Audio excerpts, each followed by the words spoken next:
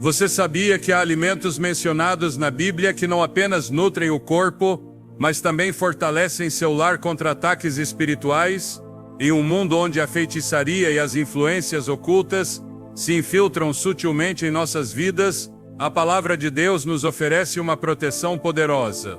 Êxodo 23:25 declara: Adorarás o Senhor teu Deus, e Ele abençoará teu pão e tua água, e eu afastarei de ti toda enfermidade. Essa promessa vai além da saúde física, é uma garantia de cobertura espiritual quando o que consumimos é consagrado a Deus. Hoje, exploraremos 7 alimentos sagrados que, compreendidos em sua dimensão espiritual, agem como barreiras contra toda a obra das trevas. Vamos te mostrar como esses elementos, usados com fé, podem transformar seu lar em um território impenetrável para a escuridão. Você está pronto para entender o que Deus reservou para você? Desde o início da criação, Deus deixou claro que cada elemento da terra tinha um propósito, até mesmo o que parece comum ou cotidiano. A comida, por exemplo, não foi projetada apenas para sustentar o corpo, mas para expressar a provisão divina, estabelecer pactos e, em muitos casos, proteger espiritualmente o povo de Deus. Em um mundo cada vez mais envolto em práticas obscuras, onde a feitiçaria e as forças das trevas buscam se infiltrar até nos espaços mais sagrados, é fundamental recuperar o entendimento espiritual sobre o que consumimos e como consagramos. A Escritura diz com clareza em Êxodo 23:25, Adorarás o Senhor teu Deus, e Ele abençoará teu pão e tua água, e eu afastarei de ti toda a enfermidade. Essa declaração não aponta apenas para o bem-estar físico, mas para uma promessa de cobertura integral, corpo, alma e espírito guardados pela obediência a Deus e pelo uso correto do que Ele providenciou.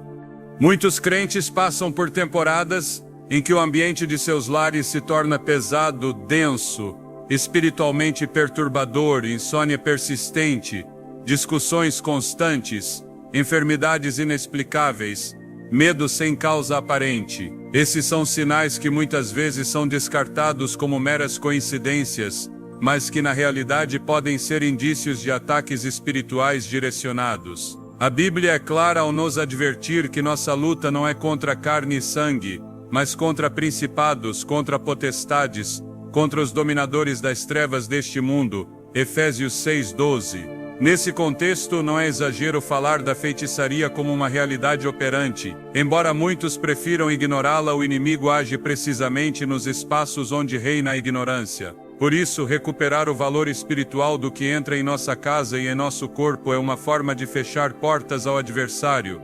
Ao longo das Escrituras, Deus usou alimentos não apenas como provisão, mas como símbolos de pacto, purificação e autoridade. Quando o maná desceu do céu no deserto, não apenas saciou a fome do povo de Israel, mas foi uma manifestação tangível do cuidado de Deus e de sua presença ativa. Em Números 11:7-9, o maná é descrito como algo celestial, coletado todas as manhãs e preparado segundo a instrução divina. Não era simplesmente comida, era testemunho de que Deus estava com eles caminhando ao seu lado, provendo o necessário a cada dia. Hoje esse princípio permanece vigente. O que comemos, quando recebido com gratidão e consagrado a Deus, torna-se um canal de sua presença. O inimigo, conhecedor dos mistérios espirituais, distorceu muitas dessas verdades. Nas práticas de feitiçaria e ocultismo, é comum o uso de alimentos para estabelecer pactos, realizar maldições ou transferir cargas espirituais. O que Deus projetou como bênção, o inimigo tenta usar para destruição. Daí a importância de consagrar o que entra em nosso lar e em nossa boca.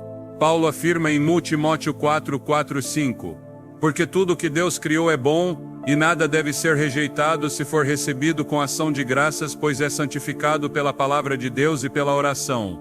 Essa afirmação revela uma verdade profunda. Há uma transformação espiritual quando oramos sobre o que consumimos. Essa oração não é um simples gesto de gratidão, é uma declaração de cobertura, uma barreira que anula todo o intento do inimigo de usar o material como canal para sua malícia. No Antigo Testamento, encontramos várias ocasiões em que os alimentos se tornaram sinais de pacto e proteção. No relato do Êxodo, antes que o anjo da morte passasse pelo Egito, O povo de Israel foi instruído a comer cordeiro, pão sem fermento e ervas amargas. Esse ato não foi um simples ritual, marcou a separação entre aqueles que estavam sob a cobertura de Deus e os que estavam expostos ao juízo. O cordeiro cujo sangue foi colocado nos umbrais das portas é uma sombra de Cristo. O pão sem fermento simboliza a pureza e as ervas amargas, a memória do sofrimento. Aquela ceia não apenas os alimentou, os cobriu, os marcou espiritualmente e os livrou do desastre. Hoje muitos lares precisam recuperar esse entendimento, não basta orar ocasionalmente. É necessário estabelecer espaços de cobertura diária, onde até o que se cozinha e consome esteja submetido à autoridade de Deus. Jesus mesmo utilizou o ato de comer como uma forma de revelar o espiritual. Na última ceia ele tomou o pão, partiu e disse: "Isto é o meu corpo que é dado por vós, fazei isto em memória de mim." Lucas 22:9, e ao tomar o cálice, acrescentou: "Este cálice é o novo pacto no meu sangue, que é derramado por vós." O que parecia uma simples cena foi, na verdade, uma declaração de guerra espiritual. Jesus não apenas anunciava seu sacrifício, estava estabelecendo uma forma de lembrar e ativar esse sacrifício cada vez que comêssemos o pão e bebêssemos do cálice com fé. Esse mesmo princípio se aplica hoje, quando consagramos nossa comida, quando oramos sobre ela com entendimento, estamos recordando o pacto, reforçando nossa proteção e fechando toda a porta que o inimigo deseja abrir. Já ouvi testemunhos de pessoas que, sem saber, receberam alimentos espiritualmente contaminados, seja em reuniões sociais, presentes ou até em restaurantes. Após consumi-los, começaram a experimentar pesadelos, ansiedade ou divisões em suas famílias. Não é superstição, é uma realidade espiritual. Assim como o alimento pode ser um canal de bênção, também pode ser usado pelo inimigo se não for coberto em oração. Deuteronômio 7:26 diz com clareza: "Não introduzirás coisa abominável em tua casa, para que não te tornes anátema como ela. De todo a abominarás e detestarás, porque é anátema." Isso não se aplica apenas a objetos físicos, mas também ao que ingerimos. Trazer algo para casa ou para o corpo sem discernimento pode abrir portas que depois serão difíceis de fechar. Por isso é tão importante retomar o hábito de orar pelos alimentos, não como um ato automático, mas como uma declaração de autoridade espiritual. Quando oramos, estamos dizendo: "Este alimento está sob o senhorio de Cristo." E todo o propósito oculto que o inimigo tenha querido introduzir, fica anulado em nome de Jesus. Estamos estabelecendo uma cerca, uma linha espiritual que o inimigo não pode cruzar. É o mesmo que Jó fazia.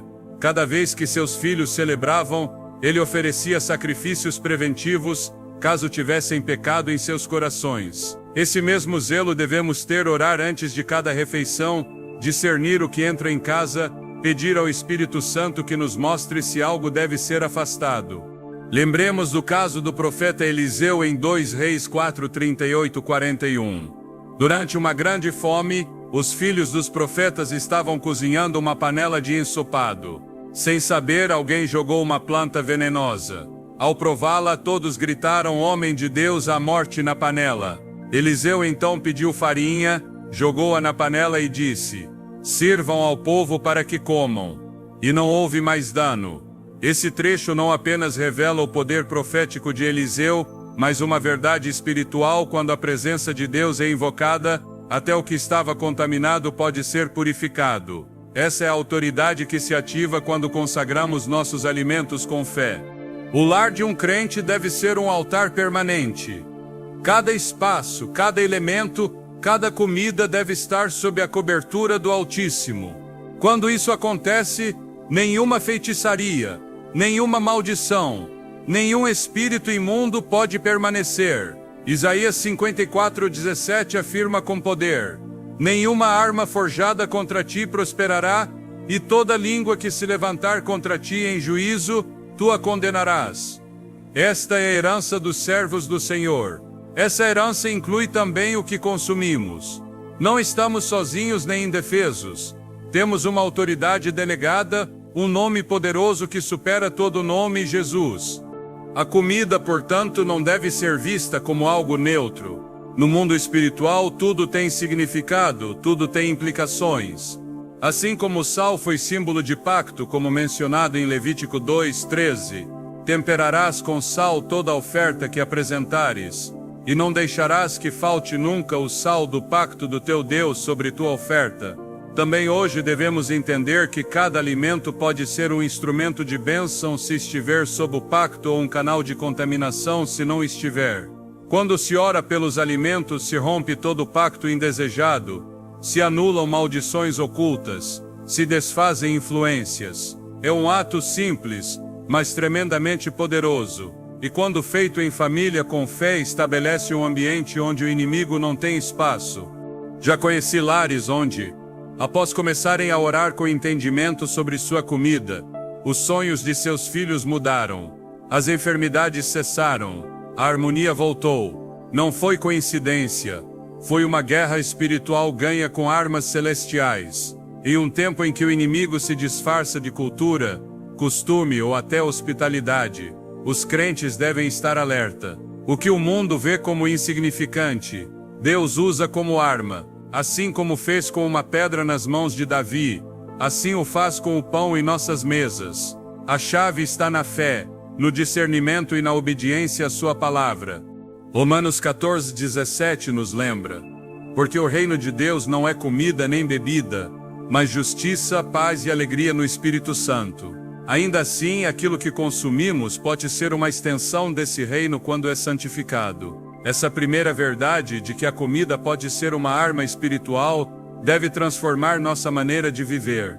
Não se trata de ritualizar o cotidiano, mas de espiritualizar o que muitas vezes tomamos como garantido. Se o fizermos, veremos como o ambiente espiritual de nosso lar muda, como o ruído do inimigo se silencia e como a proteção de Deus se ativa. Porque quando honramos a Deus no pequeno, Ele se manifesta no grande. E até o que parece simples, como um pedaço de pão ou um copo de água, pode se tornar instrumento de libertação quando consagrado com fé.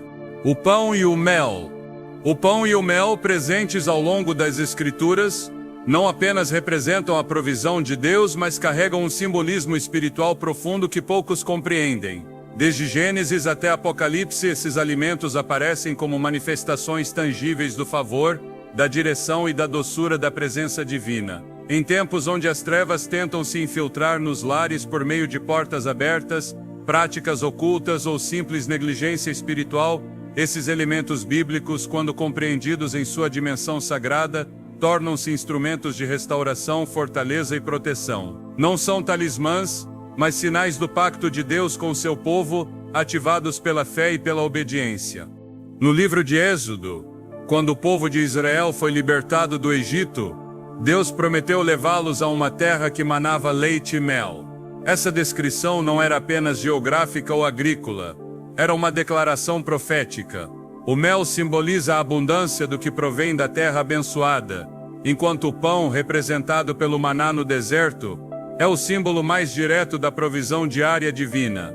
Em Deuteronômio 8:3, Moisés lembra ao povo: Ele te humilhou, te fez passar fome e depois te alimentou com maná que nem tu nem teus antepassados conheciam, para te ensinar que não só de pão vive o homem, mas de tudo o que sai da boca do Senhor. Aqui, o pão é mais que sustento, é ensino, correção, direção.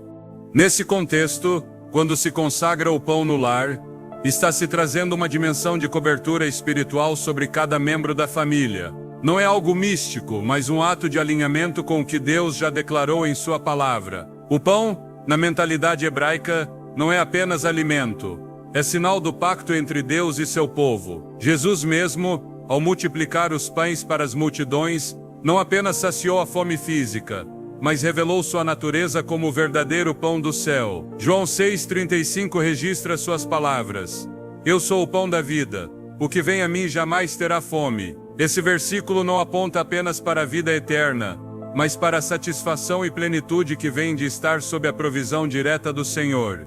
Por outro lado, o mel aparece repetidamente como um símbolo de doçura, consolo e revelação. Em Provérbios 24:13 e 14, diz: Come mel, meu filho, porque é bom, o favo é doce ao teu paladar.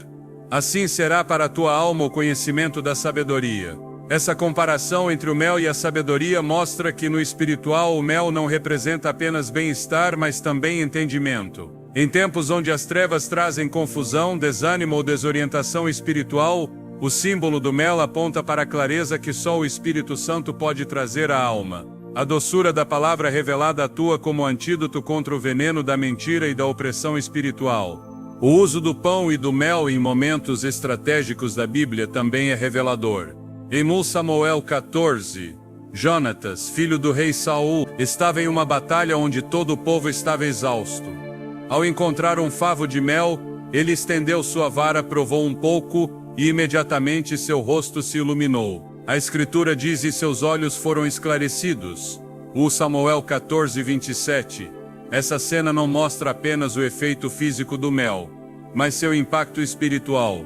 Em meio ao esgotamento, quando o povo estava fraco por não ter comido, Jonatas foi fortalecido, seus olhos foram abertos. O ataque espiritual muitas vezes se manifesta na fadiga, no desgaste emocional, na perda de visão. Aqui, o mel representa a restauração que vem quando a alma se encontra novamente com o que Deus providenciou.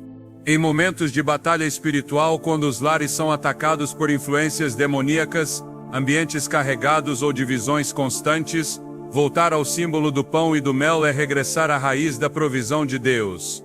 O pão nos lembra que a cada dia dependemos do sustento divino, não apenas no material, mas no espiritual. O mel nos ensina que mesmo em meio ao juízo ou ao deserto, a doçura do Senhor segue disponível para aqueles que confiam nele. Não é coincidência que em Cantares 4:11 se diga: como favo de mel destilam teus lábios, ó esposa, há mel e leite sob tua língua. Essa expressão mostra que o discurso impregnado pela palavra de Deus transmite vida, doçura, restauração. Em lares onde as palavras foram contaminadas por maldições, críticas ou insultos, o símbolo do mel é um chamado ao retorno da palavra doce, que edifica, restaura e protege.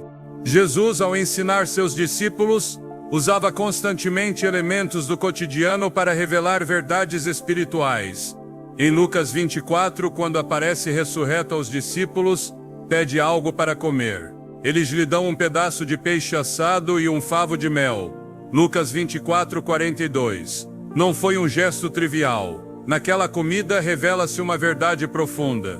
O Messias ressurreto se identifica com a humanidade, com a mesa, com o pão e o mel. Ele, sendo a palavra viva, consome a doçura da criação como sinal de reconciliação entre o céu e a terra. Nesse ato, a presença de Cristo restabelece a ordem, elimina o temor, sana a incredulidade. Em muitos lares, o que falta não é apenas doutrina ou estrutura espiritual, mas a presença viva de Cristo manifestada no cotidiano, na mesa, na comida, nos gestos simples. Consagrar o pão e o mel em oração é uma forma de convidar sua presença a cada refeição, cada conversa, cada ambiente familiar. No livro de Ezequiel, o profeta tem uma visão onde lhe é entregue um rolo com a palavra de Deus. Ele é ordenado a comê-lo e ao fazê-lo diz: e o comi e na minha boca era doce como mel. Esse trecho revela que o mel está diretamente conectado à experiência de receber a palavra no mais íntimo. Em lares onde há confusão espiritual ou dúvidas persistentes, consagrar o mel como símbolo do entendimento espiritual pode ser um ato profético de restauração, não como magia, mas como reconhecimento do valor do que Deus declarou. Assim como Ezequiel foi fortalecido para falar com ousadia após comer aquele rolo, o crente que alimenta sua alma com a palavra e reconhece sua doçura, é preparado para enfrentar toda a oposição com discernimento e autoridade. O pão, como representação do corpo de Cristo, tem um valor irrenunciável para quem busca proteção espiritual. Em 1 Coríntios 10, 16 e 17, Paulo diz: o cálice da bênção que bendizemos não é a comunhão do sangue de Cristo, o pão que partimos não é a comunhão do corpo de Cristo, porque sendo um só pão, um só corpo somos, pois todos participamos daquele mesmo pão. Essa verdade tem implicações não apenas eclesiais, mas familiares. Na mesa do lar, quando o pão é partido e se ora com entendimento, recorda-se e ativa-se essa comunhão espiritual que cobre, protege e liberta. Muitas vezes o inimigo busca dividir, fragmentar, romper, mas o pão, quando orado com fé, é símbolo de unidade e restauração de vínculos, vitória sobre a fragmentação espiritual. A importância do pão consagrado também se vê no episódio em que os discípulos de Emaús caminham com Jesus sem reconhecê-lo. Foi apenas quando ele tomou o pão, o abençoou, o partiu e lhes deu que seus olhos foram abertos. Lucas 24, 30, 31. Esse momento marca o poder revelador do pão bendito.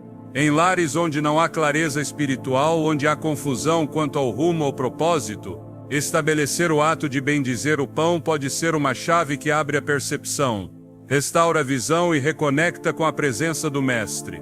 A batalha espiritual que muitas vezes se trava no interior do lar não requer grandes manifestações nem rituais complexos. Requer atos de fé entendidos a partir das Escrituras, ativados com oração e obediência. Tomar o pão, bendizê-lo em nome do Senhor, orar sobre o mel como símbolo de sabedoria e doçura espiritual, não são ações externas sem valor. São lembretes físicos de verdades espirituais que transformam o ambiente. Assim como o incenso no templo enchia o lugar com aroma e representava as orações dos santos, esses alimentos consagrados enchem a casa de presença, ordem e direção divina. Quando o inimigo quer semear divisão, enfermidade ou confusão, ele ataca o cotidiano, distorce o discurso, contamina o ambiente, e muitas vezes começa pelo mais básico, o que entra no corpo. Nesse contexto, o pão e o mel consagrados e recebidos com fé, agem como escudos, não por sua composição física, mas pelo que representam no mundo espiritual. A mesa do lar se torna um altar, a comida um ato profético, a bênção uma muralha. É nesse entendimento que cada lar pode começar a ver transformação, não por força nem por poder humano, mas pelo Espírito do Senhor que atua quando lhe damos lugar. Zacarias 4:6 nos lembra: não por exército nem por força, mas pelo meu Espírito, diz o Senhor dos Exércitos. Esse mesmo Espírito está disponível para encher sua casa, renovar o ambiente, trazer paz onde houve batalha, mas requer corações que creiam, bocas que confessem, mãos que bendigam o que foi dado por Deus. O vinho e o azeite. O vinho e o azeite, desde tempos antigos, são mais que simples ingredientes na mesa. São símbolos carregados de significado espiritual, instrumentos do céu que atuam como portadores de cura, presença e autoridade divina. Ambos aparecem ao longo de toda a Escritura, não apenas em contextos cerimoniais, mas como resposta direta de Deus diante da necessidade, opressão e enfermidade. Em um mundo onde as trevas operam incessantemente, muitas vezes em silêncio, infiltrando-se nos lares por meio de portas abertas pela negligência espiritual, o entendimento bíblico desses alimentos sagrados se torna essencial, porque o que Deus santificou para abençoar e proteger, o inimigo sempre buscará profaná-lo e distorcê-lo. Mas aqueles que caminham no conhecimento da palavra ativam com fé o que foi dado para vencer toda a obra das trevas. Desde o início do ministério de Jesus, o vinho e o azeite marcaram momentos cruciais. No relato das bodas de Caná, o primeiro milagre registrado de Jesus foi transformar água em vinho. Não foi um gesto superficial nem uma simples cortesia cultural. Foi uma manifestação clara do poder transformador de Cristo no cotidiano. O vinho escasseava, mas onde há a presença de Jesus, a escassez se torna plenitude. João 2,10 registra as palavras do mestre de cerimônias: todo homem serve primeiro o bom vinho, e quando já beberam muito, o inferior. Mas tu guardaste o bom vinho até agora. Em meio a uma situação social aparentemente sem grande importância espiritual, Jesus estabelece um princípio eterno. Onde ele reina, o vinho não falta. O vinho representa gozo, restauração, pacto. E onde o inimigo trouxe tristeza, amargura ou separação, o vinho consagrado traz de volta a comunhão, o gozo perdido, a unidade. O azeite, por sua vez, foi estabelecido como sinal de santificação, escolha e cura. No Antigo Testamento, o azeite era usado para ungir profetas, sacerdotes e reis. A unção com azeite não era simbólica, mas um ato espiritual que separava a pessoa para uma função divina. Em 1 Samuel 16:13, quando o profeta Samuel unge Davi, declara: e desde aquele dia em diante, o Espírito do Senhor veio sobre Davi. Esse ato, aparentemente simples, ativou um chamado, uma cobertura, e uma impartição espiritual que acompanhou Davi por toda a sua vida. O azeite não era apenas um líquido, era o canal pelo qual o poder de Deus se manifestava no físico e no espiritual. Quando se entende a autoridade espiritual do azeite, compreende-se porque Tiago 5,14 instrui de maneira direta: está alguém enfermo entre vós? Chame os anciãos da igreja e orem por ele, ungindo-o com azeite em nome do Senhor. Esse mandato apostólico vincula a oração de fé à ação de ungir. Não é superstição, é obediência. É um ato de fé respaldado pela Escritura, um meio legítimo de transferência espiritual, onde a unção atua como canal do poder curador de Deus. Em lares onde se infiltraram enfermidades persistentes que não respondem a tratamentos, ou onde há opressão emocional inexplicável, a unção com azeite feita sob a direção do Espírito, com oração e fé, pode marcar o ponto de inflexão. O vinho também aparece no contexto do pacto eterno. Jesus, na última ceia, toma o cálice e diz: este cálice é o novo pacto no meu sangue que é derramado por vós. Lucas 22:20. Aqui, o vinho não é apenas bebida, mas a representação tangível do sangue de Cristo, que sela um pacto de salvação, proteção e vida eterna. Na batalha espiritual, lembrar o poder do pacto é uma forma de estabelecer limites que o inimigo não pode cruzar. Quando uma família ora sobre o vinho, recordando o sacrifício de Jesus, está lembrando ao próprio inferno que já há um sangue que foi derramado, que o preço já foi pago, que não há espaço para condenação, maldições hereditárias ou pactos geracionais ocultos. O vinho, nesse contexto, atua como um lembrete legal do direito que os filhos de Deus têm de viver em liberdade. O azeite também aparece em contextos de libertação. Em Marcos 6,13, disse que os discípulos expulsavam muitos demônios e ungiam com azeite muitos enfermos, e os curavam. Esse uso específico do azeite, combinado com a autoridade de Cristo para curar e libertar, demonstra que os apóstolos não viam a unção como um rito, mas como parte do equipamento espiritual que haviam recebido para confrontar as trevas. Em ambientes onde a feitiçaria deixou rastros, onde objetos foram usados para maldição, ou onde há uma carga espiritual evidente, a unção com azeite pode marcar um momento de ruptura, quando o que estava oprimido é liberto pelo poder do nome de Jesus e pela obediência à palavra. O azeite representa também a presença constante do Espírito Santo. Na parábola das 10 virgens, Jesus destaca que apenas as que tinham azeite em suas lâmpadas puderam entrar com o noivo. Mateus 25:4 diz: as prudentes, porém, levaram azeite em suas vasilhas, juntamente com suas lâmpadas.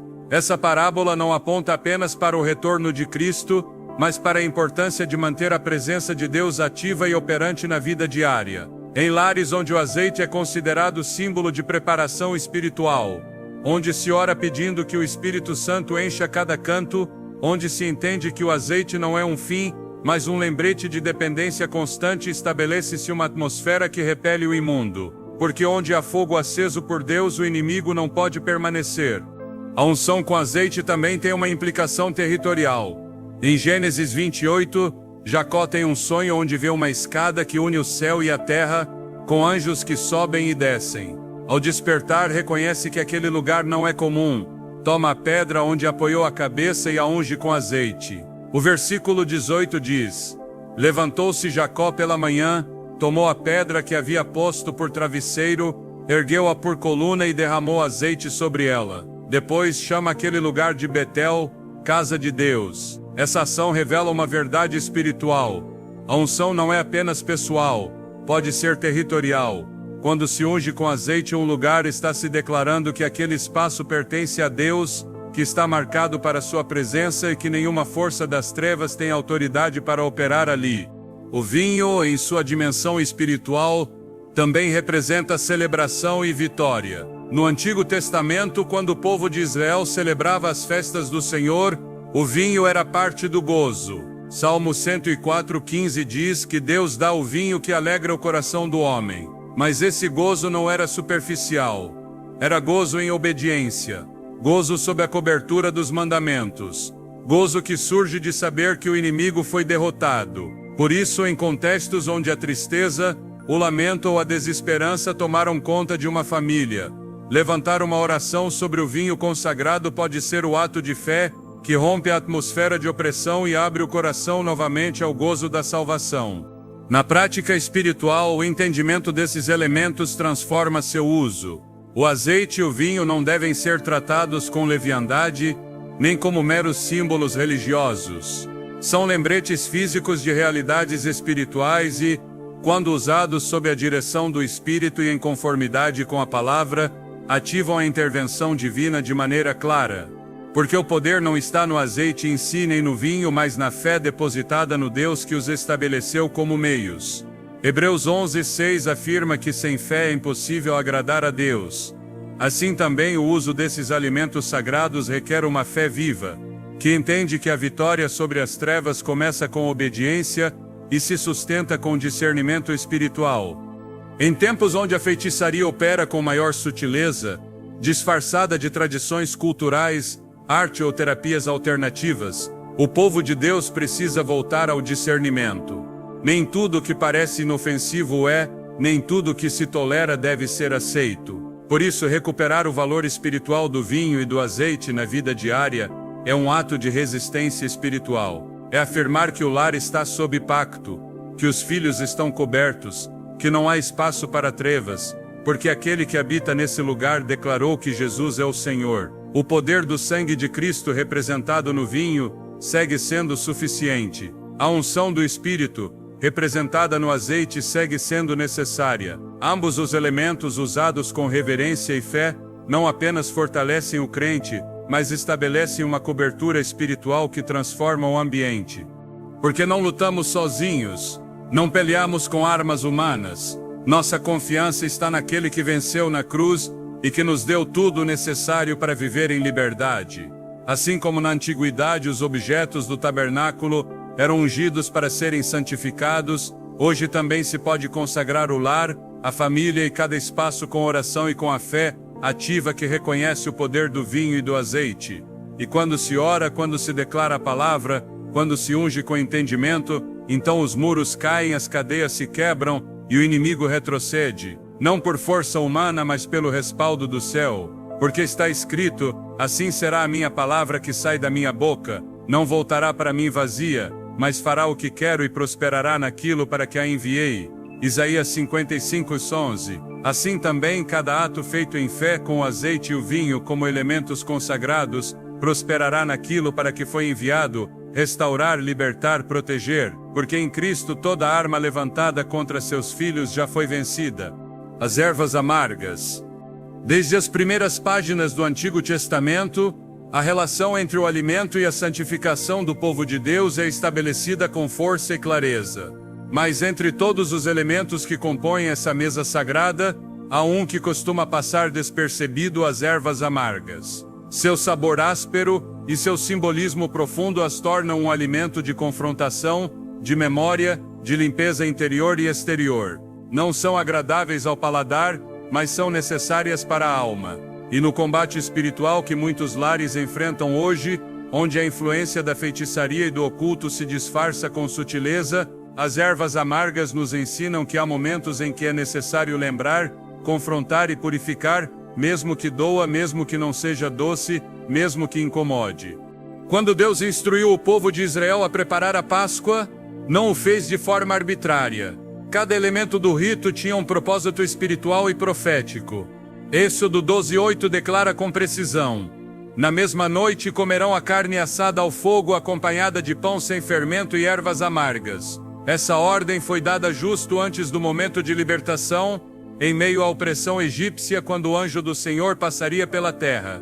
O povo devia cear com rapidez, com os calçados nos pés e com uma mesa que incluía amargura. As ervas não estavam ali por seu valor nutricional, mas por sua capacidade simbólica representavam a dor do passado, a escravidão vivida, mas também o compromisso de não voltar ao Egito, de não esquecer quem trouxe a liberdade. Por isso, cada vez que eram consumidas, não se fazia com leviandade, mas com um coração que reconhecia a necessidade de ser limpo, sacudido, purificado de toda mistura. Na guerra espiritual, um dos enganos mais persistentes do inimigo é fazer com que o povo de Deus esqueça. Esqueça de onde o Senhor o tirou. Esqueça quão destrutiva foi a vida sem Ele. Esqueça o preço da desobediência. Quando se perde a memória espiritual, abrem-se portas que nunca deveriam ser abertas. As ervas amargas atuam como um lembrete amargo e necessário daquilo que deve ser deixado para trás, para que o presente seja santo e o futuro não esteja contaminado por ciclos repetidos.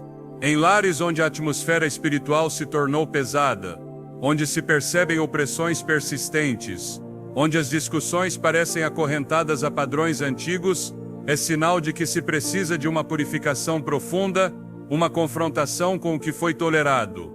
E é aí que o símbolo das ervas amargas entra como uma mensagem do céu. Há coisas que não se adoçam, se enfrentam. Há feridas que não se ignoram, se curam com a verdade. Há espíritos que não se negociam, se expulsam. A amargura no espiritual nem sempre é negativa. Há uma amargura santa, uma tristeza segundo Deus, como ensina 2 Coríntios 7:10, a tristeza que vem de Deus produz o arrependimento que leva à salvação, da qual não há que se arrepender.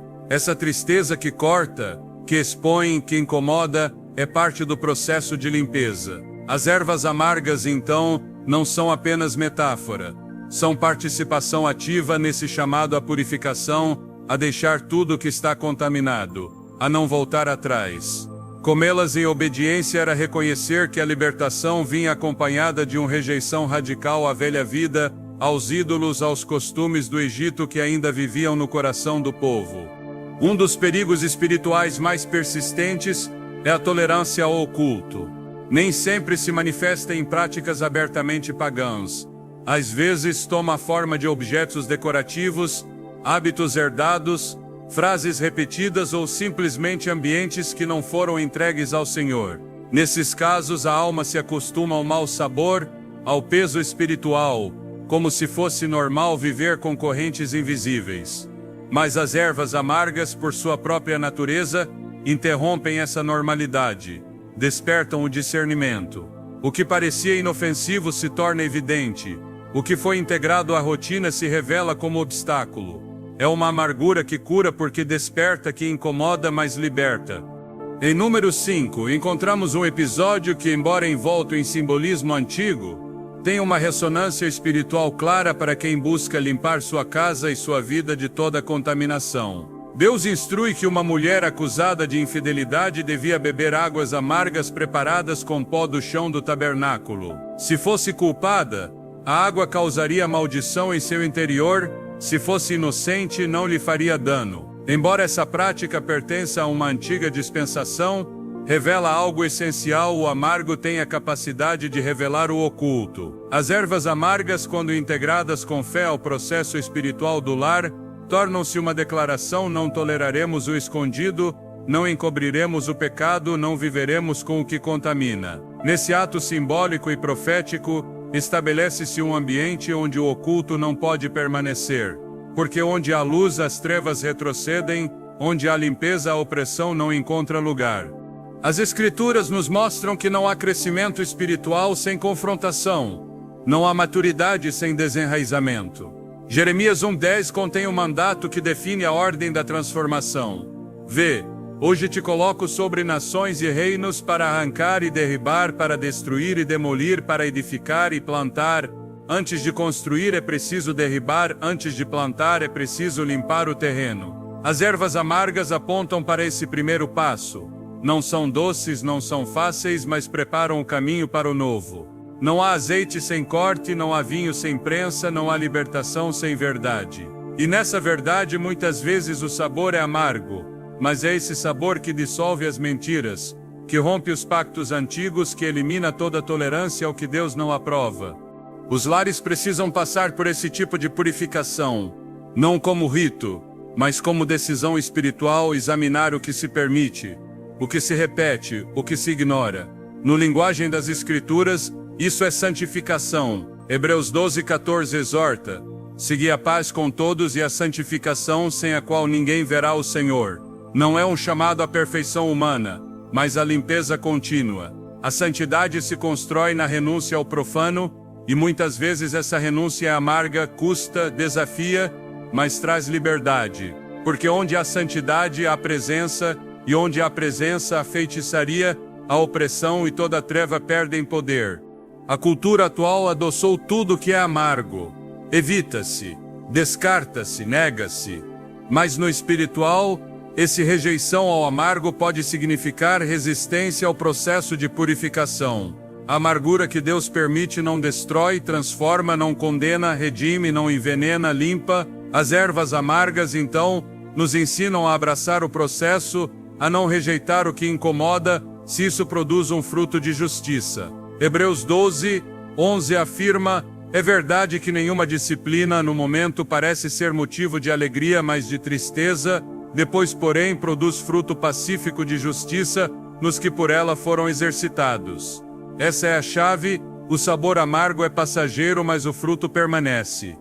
Na vida espiritual, toda contaminação não confrontada se acumula como uma raiz que não se vê, mas que começa a se espalhar até dominar o terreno. A feitiçaria opera em ambientes tolerantes, em casas onde não há vigilância, onde a oração diminuiu, onde a verdade foi suavizada. Mas as ervas amargas nos lembram que é preciso cortar pela raiz, que não se negocia com a serpente, que não se dialoga com o oculto, que a limpeza deve ser total. O sangue do Cordeiro foi derramado para que o povo fosse livre, não para que vivesse em mistura. E quem foi liberto não volta ao Egito. Essa é a essência do chamado que as ervas amargas trazem à memória: não regressar, não repetir, não esquecer. Em Êxodo 3:3, Moisés diz ao povo: lembra-te deste dia em que saíste do Egito, da casa da servidão, pois o Senhor te tirou daqui com mão forte. Essa memória deve ser preservada, e cada vez que o amargo se apresenta na mesa espiritual, é uma oportunidade para renovar o compromisso, para dizer: não voltarei ao que me acorrentava, não permitirei que o oculto tome domínio, não ignorarei os sinais do Espírito. Essa decisão é o que marca a diferença entre um lar vulnerável e um lar fortalecido, entre uma atmosfera carregada e uma atmosfera limpa, entre uma vida dividida e uma vida consagrada. As ervas amargas, longe de serem um castigo, são uma graça, uma advertência misericordiosa, um chamado do céu para revisar, renunciar, reordenar. Não se trata de consumi-las fisicamente, mas de entender o princípio que representam um chamado a não tolerar o que Deus não tolera, a não adoçar o que deve ser confrontado, a não permitir que o mal se acomode na sombra. Porque o Deus que liberta também limpa, e o que limpa também restaura. Mas não há restauração sem desenraizamento, não há plenitude sem purificação, e não há vitória sem entrega radical. Por isso, todo lar que deseja ser livre de ataques de feitiçaria deve abraçar esse princípio. Não apenas proclamar liberdade, mas viver em pureza.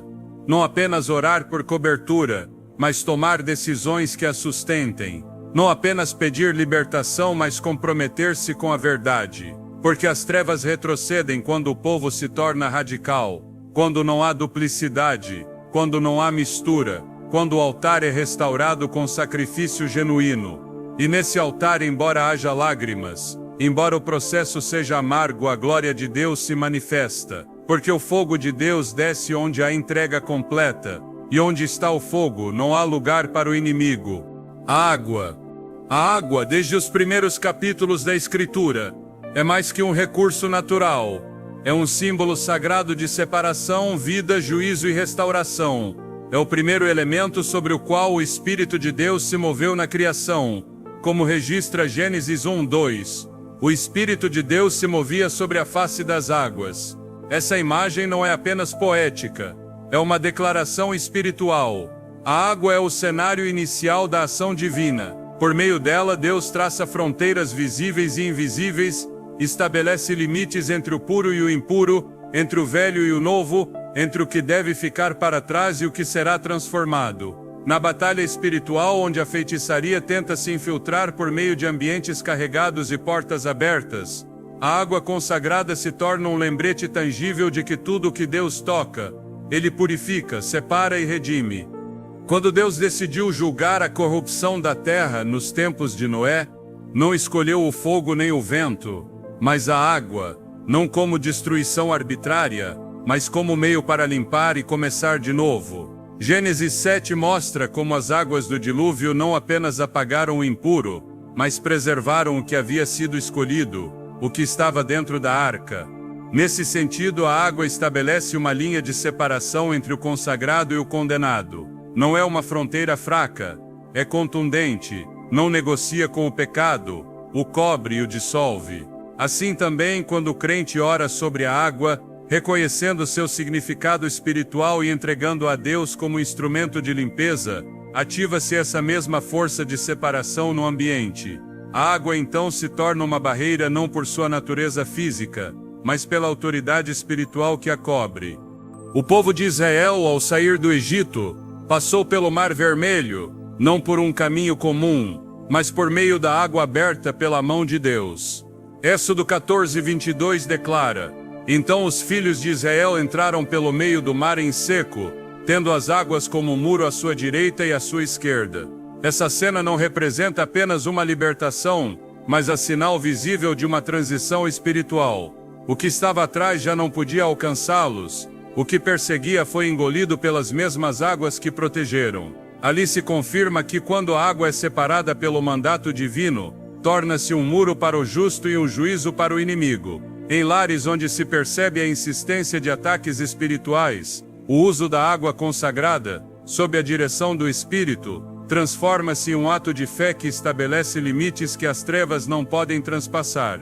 O ministério de João Batista também estabelece a centralidade da água na preparação espiritual. Sua mensagem não era apenas verbal, vinha acompanhada de uma ação específica, o batismo em água como sinal de arrependimento. Mateus 3:11 resume: Eu, na verdade, vos batizo em água para arrependimento, mas aquele que vem após mim vos batizará no Espírito Santo e com fogo. A água não salvava, mas anunciava o que viria. Marcava o abandono do pecado, a decisão de voltar-se para Deus. Era uma fronteira entre uma vida antiga e uma nova direção. Assim também, quando se ora pela água no lar, pode-se declarar com autoridade que tudo que pertence à velha natureza, todo espírito de confusão, toda carga invisível fica fora. A limpeza não é apenas simbólica, é profética, porque a água purificada em oração como ato de fé torna-se sinal de que o lar está selado, marcado, protegido. Jesus mesmo usou a água como elemento de ensino. Em João 4, ao falar com a mulher samaritana junto ao poço, declara: Quem beber da água que eu lhe der nunca mais terá sede. João 4:14. Essa água representa a vida do Espírito, a renovação interior, a transformação profunda. Em contextos onde a feitiçaria busca secar a alma, desgastar as forças espirituais, confundir a percepção, a água viva de Cristo se oferece como fonte inesgotável. Orar sobre a água, bendizê-la, reconhecer que cada gota pode ser instrumento de limpeza espiritual, não é um ato supersticioso, mas uma expressão bíblica de dependência do Deus que purifica, restaura e enche de vida. Em Apocalipse 22:1, João vê um rio de água da vida, claro como cristal, que saía do trono de Deus e do Cordeiro. Essa visão final conecta com o princípio, a água como manifestação da presença divina, como símbolo de eternidade, como declaração de que na presença de Deus não há sequidão, não há corrupção, não há opressão que possa resistir. Em cada lar onde se ativa o poder espiritual da água consagrada com fé, estabelece-se uma sinal: aqui governa o Cordeiro, aqui flui a vida, aqui não há espaço para o imundo. Conclusão: não basta conhecer o simbolismo espiritual dos alimentos sagrados. O conhecimento sem ação perde força. O que transforma o ambiente de um lar não é apenas a compreensão, mas a obediência que ativa o que Deus revelou. Por isso, quando falamos do pão, do mel, do vinho, do azeite, das ervas amargas ou da água, não se trata de armazená-los na despensa nem de tê-los como lembranças religiosas. Trata-se de consagrá-los com fé, de usá-los com entendimento, de colocá-los sob a cobertura da palavra, para que cumpram seu propósito como instrumentos de guerra espiritual, restauração e limpeza. No reino de Deus, nada ocorre por acaso. Cada ato tem um peso eterno quando feito em obediência. Assim como Moisés levantou sua vara para abrir o mar, como os sacerdotes pisaram o Jordão para que as águas se detivessem, como o profeta Eliseu jogou sal nas águas para curar a terra, Cada ação respaldada por fé e direção divina tem repercussões espirituais no lar. Isso significa tomar esses alimentos sagrados não como símbolos vazios, mas como chaves que abrem a manifestação da presença de Deus. O pão pode ser colocado na mesa com oração, recordando a provisão e a unidade do corpo de Cristo. O mel pode ser bendito como representação de sabedoria e doçura espiritual, restaurando o discurso, a comunhão e o entendimento. O vinho pode ser orado como memória do pacto, e o azeite usado como sinal de autoridade, limpeza e consagração. A água pode ser aspergida em oração sobre os espaços, não por ritualismo, mas como testemunho visível de que tudo que está sob esse teto pertence ao Senhor. As ervas amargas, quando entendidas espiritualmente, ativam um arrependimento genuíno, uma separação total do que não honra a Deus. Mas não há eficácia sem fé, não há autoridade sem obediência, não há vitória sem alinhamento com a palavra. Por isso, cada alimento deve ser usado em oração, com versículos que respaldem seu significado, com uma confissão verbal de fé e com um coração reto diante de Deus. Hebreus 4:12 declara sem ambiguidade: porque a palavra de Deus é viva e eficaz, e mais cortante que qualquer espada de 2 gumes. Essa palavra que deve ser pronunciada enquanto se bendiz o pão, enquanto se unge com azeite, enquanto se asperge a água. Não se trata de copiar fórmulas, trata-se de caminhar com discernimento, guiados pelo Espírito, afirmados na Escritura. Quando os discípulos perguntaram a Jesus por que não conseguiram expulsar certo espírito, ele respondeu em Mateus 17:21, esse gênero não sai senão com oração e jejum. Há batalhas que requerem mais que palavras, requerem entrega, disciplina, posicionamento espiritual.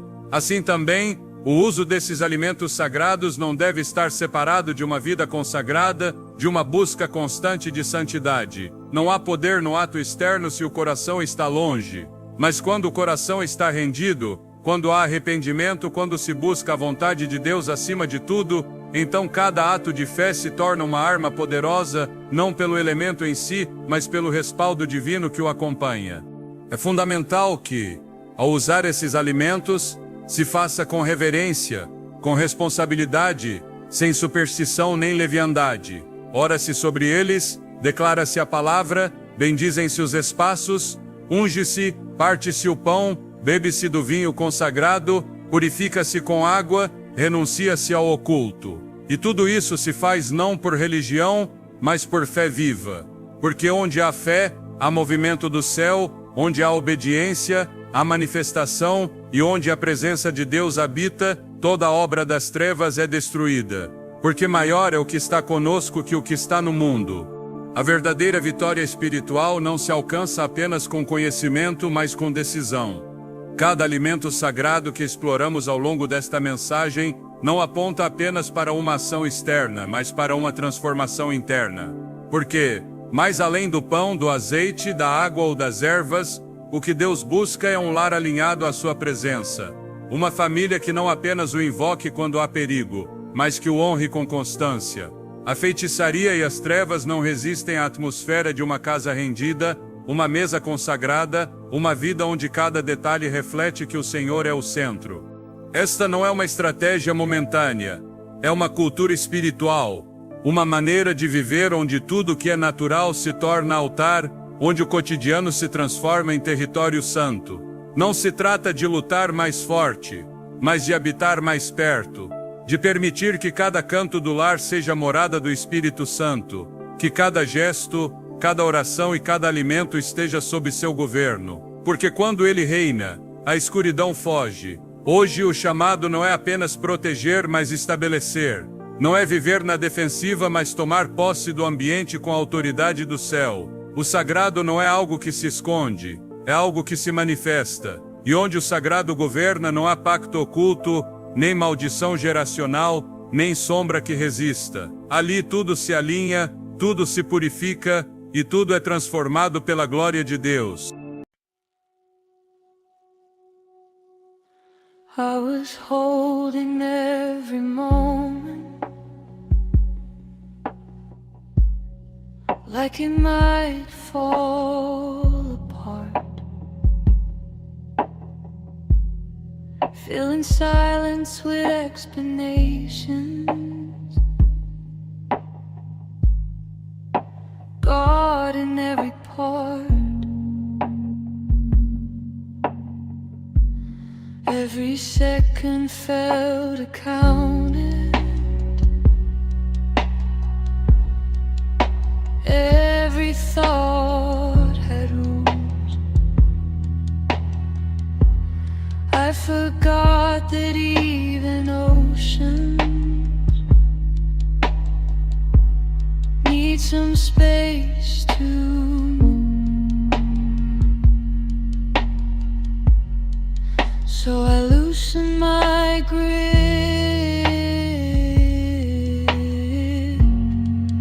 and the noise grew thin.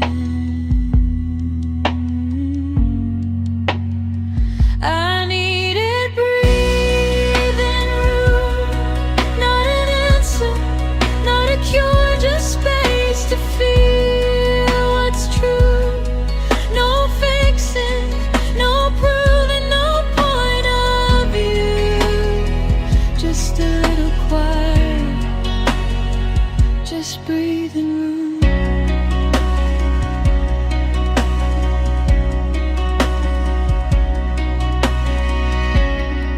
I step back from the questions, I stop chasing the why. Let the moment sit unfinished, let the reason slide. Found a softer way of standing without armor on. Turns out peace arrives unnoticed when you don't force it along. I didn't disappear,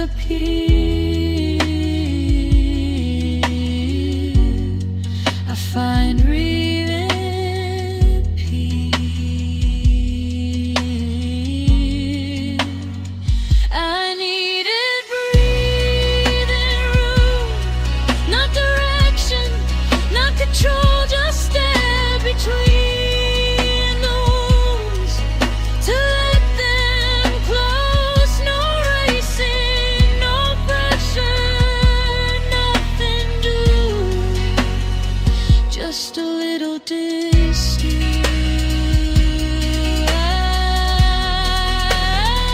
Just breathe through.